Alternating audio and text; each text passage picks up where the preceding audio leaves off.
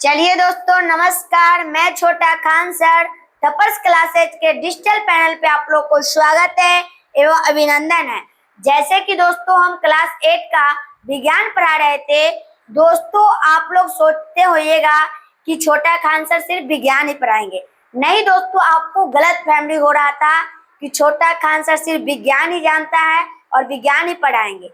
लेकिन दोस्तों हम और भी सब्जेक्ट पढ़ाएंगे और भी विषय की तैयारी आप लोगों को अच्छे से करवाएंगे। दोस्तों आ गए हैं हम इसी डिजिटल पैनल पे संस्कृत का क्लास स्टार्ट करने। दोस्तों इसमें सबसे पहले हम पढ़ेंगे संस्कृत व्याकरणम। दोस्तों हमने सोचा कि हमारे भारत में बहुत कम लोग संस्कृत जानते हैं, क्यों ना इसके भी जानकारी हम अधिक प्राप्त कराएं। तो इसीलिए दोस्तों हम सोचे हैं कि विज्ञान के बाद संस्कृत का ही क्लास स्टार्ट करते हैं। नहीं तो दोस्तों हम इसके बाद मैथ स्टार्ट करने वाले थे 6 to 8 का। लेकिन दोस्तों हमको लगा कि मैथ तो हमारे राजा सर बड़े भैया पढ़ा ही रहे हैं और विकास सर जो विज्ञान का क्लास ले रहा है वो अभी तो चल ही रहा है और हम भी संस्कृत लेकर आ चुके हैं। दोस्तों इस हर क्लास हर कंपटीशन में पूछा जाता है। दोस्तों संस्कृत व्याकरण पहले दोस्तों हम पढ़ेंगे वर्ण एवं स्वर वर्ण। वर्ण क्या होता है, स्वर वर्ण क्या होता है। दोस्तों हम आप लोग को सरल भाषा में समझाएंगे, परीक्षा की महत्वपूर्ण तैयारी करवाएंगे और उदाहरण सहित व्याख्या बताएंगे। आप लोग को जो भी हम बताते हैं उसको उदाहरण देंगे, उसकी अच्छी सी व्याख्या करेंगे। चलिए दोस्तों अब आगे की ओर बढ़ते हैं। और दोस्तों आप लोग चैनल को सब्सक्राइब करिए और अपने दोस्तों के पास शेयर करिए और लाइक अवश्य करिएगा। और कमेंट में आप लोग को जो भी समझ में नहीं आए वह कमेंट में बताइएगा, हम सब बता देंगे। दोस्तों संस्कृत व्याकरण, संस्कृत व्याकरण में व्याकरण का स्थान, संस्कृत व्याकरण में दोस्तों व्याकरण का स्थान, संस्कृत व्याकरण में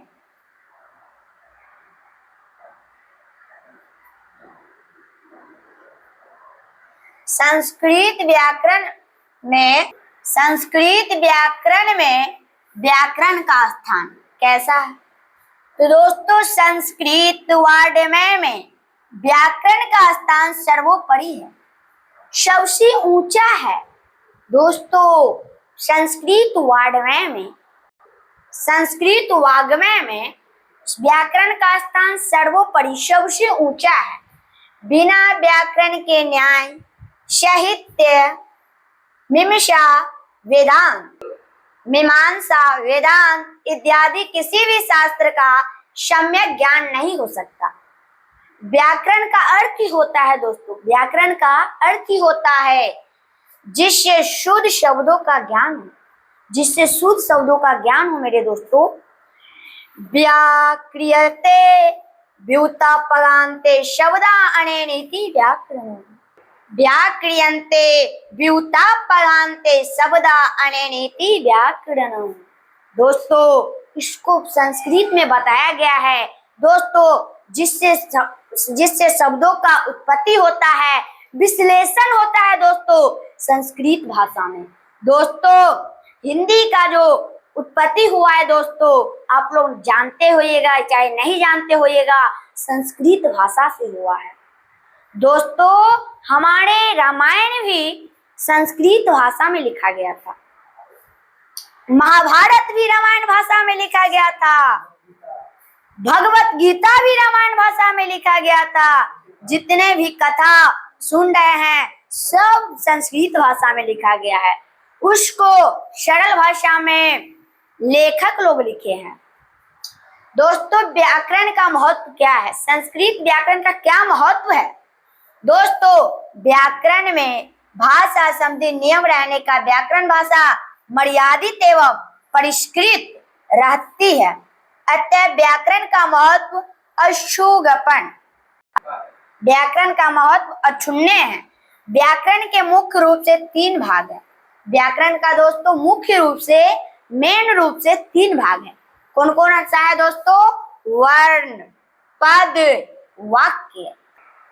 वर्ण, पद और वाक्य। दोस्तों 3 है, कौन कौन नोट कर लीजिए दोस्तों, जो हम पढ़ाते हैं वो नोट करते चलिए। थोड़ा देर का समय दे रहे हैं तो स्क्रीन टच मार लीजिए दोस्तों और लिखते रहिएगा। व्याकरण के मुख्य रूप से 3 भाग है दोस्तों, वर्ण, पद और वाक्य। वर्णों से पद, वर्णों से दोस्तों पद और पदों से वाक्य बनते हैं। वर्णों से पद और पद से वाक्य बनते हैं। अब चलते हैं दोस्तों वर्ण की ओर। वर्ण क्या होता है? वर्ण जिस सार्थक ध्वनि को खंड नहीं हो सके उसे वर्ण या अक्षर कहते हैं। दोस्तों जो ऐसा सार्थक ध्वनि को सोचिए जिसको खंड नहीं हो सकता है। दोस्तों हम उदाहरण के लेते हैं क का दोस्तों खंड होता है कि नहीं? आप लोग बताइए। क क्या कह रहा है? जिस सार्थक ध्वनि का खंड नहीं हो सके। दोस्तों क का कोई खंड नहीं है, उसे वर्ण या अक्षर कहते हैं। दोस्तों वर्ण और अक्षर एक ही होता है। वर्ण के 2 भेद होते हैं। दोस्तों अब हम बात किए हैं व्याकरण का 3 भेद होता है, वर्ण, पद और वाक्य। और अब वर्ण पर चले हैं तो वर्ण का 2 भेद होता है। दोस्तों कौन कौन होता है? स्वर वर्ण और व्यंजन वर्ण। दोस्तों जो हम पढ़ा रहे हैं नोट करते चलिएगा और नोट एक बुक खरीद लीजिएगा जिसमें मेरा ही ऑल सब्जेक्ट जो साइंस पढ़ा रहे हैं और संस्कृत एक ही रहे। जे बाद में टेस्ट हो जाए, टेस्ट अगर लिया जाए तो आपको अगर अच्छा नंबर लिया आए तो कुछ अति रहेगा, ऑफर रहेगा। अगर आप लोग 90% नंबर 100 में से लिया आए, संस्कृत का ही रविवार को हम रखते हैं और तो ये जो ही पढ़ाते हैं वही पूछा जाएगा।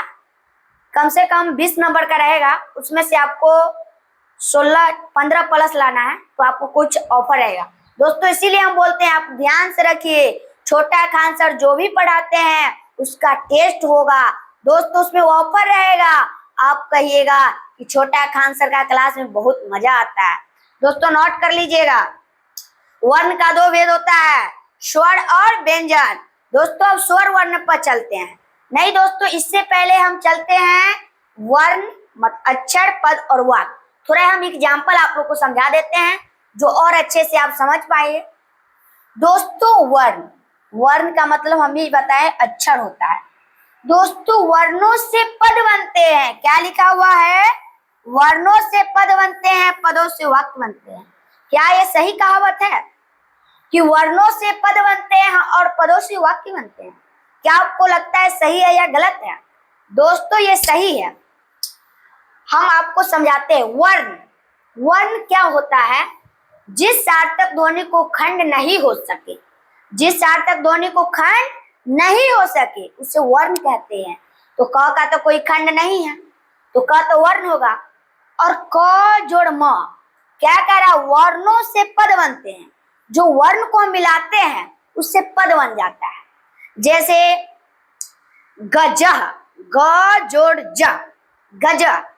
गज मीन्स क्या होता है दोस्तों? हाथी। देखिए गज पद हो गया। दोस्तों वर्णों से हम पद बना दिए। हम पहले वर्ण लिए 2 गो, ग लिए और ज लिए, तो पूरा पद मिलाकर गजा बन गया। और अब इसको वाक्य में करना है तो पहले जानेंगे गजा मीन्स क्या होता है। दोस्तों अगर आप जानते हैं तो कमेंट में बता दीजिएगा, नहीं तो हम बता देते हैं। गजा मीन्स होता है दोस्तों हाथी। अब इसको हमको वाक्य बनाना है। क्या करें? पदों से वाक्य बनते हैं। पदों तो हो गया गजा और इससे अब हमको वाक्य बनाना है। तो गजा धावती, इसका मतलब क्या हुआ? हाथी दौड़ता है दोस्तों, और हाथी दौड़ता है। गजा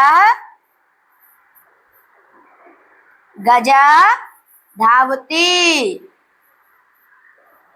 हाथी क्या करता है? दौड़ता है। हाथी दौड़ता है। और हम एग्जाम्पल लेते हैं, रामः पढ़ती,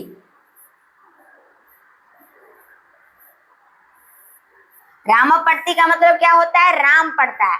रा प्लस, देखिए 2 हम पहले वर्ण लेते हैं, रा प्लस म, राम। और हम इसको पद बन गया राम, और इसको वाक्य में बताते हैं। राम पठती, चाहे राम धावती, राम दौड़ता है। राम लिखती, राम लिखता है, रामः पत्रम लिखती, राम पत्र लिखता है। देखिए दोस्तों, जस्ट एक ही पल में आपको कितना अनुवाद सिखा दिए, और ऐसे ही आपको मजा आता रहेगा। और हंसी जो आप अगर उसी टॉपिक पर अगर हंस के पढ़ते हैं, अगर मजा आ गया तो आपको समझ में आ गया। हमको कब समझ में आपको आ गया, हमको कब शौक होता है कि आप लोग को समझ में आ गया, जब आपको हंसी लग जाता है। हंसी कब लगता है, जब कोई जुगा खेलता है, अगर किसी को कुछ फंसा रहेगा तो हंसता है। चाहे किसी को अगर रुपया, चलिए हम मान के चलिए कि रोहन सोहन जा रहे हैं रास्ता में, और सोहन को मिल गया रुपया, तो नहीं जाना सोहन, तो और घुसा लिया, वो हंस रहा था, तो किसी को शौक होगा क्यों हंस रहा है। तो आपको जब किसी को मजा आता है तो हंसते ही रहता है दोस्तों। चलिए दोस्तों, अब हम इस क्लास में यही पर रोकते हैं, क्योंकि आप लोग को संस्कृत तो समझ में नहीं आता है, तो आप धीरे धीरे ही पकड़ में आएगा दोस्तों। अब हम स्वर वर्ण व्यंजन वर्ण कल बताएंगे दोस्तों। आपको लगता है कि छोटे खान सर को संस्कृत नहीं आता है, लेकिन दोस्तों हमको आता है। इसी बात पे हम आप लोग को एक कहावत, एक दोहा दोहराते हैं।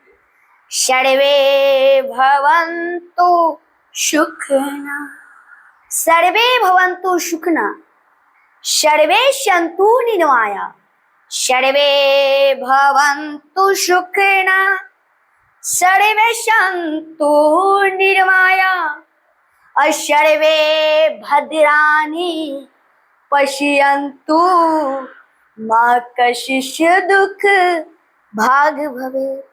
हे प्रभु, संसार में जितने भी लोग हैं सब सुखी हैं, कोई भी दुख का भागी ना हो।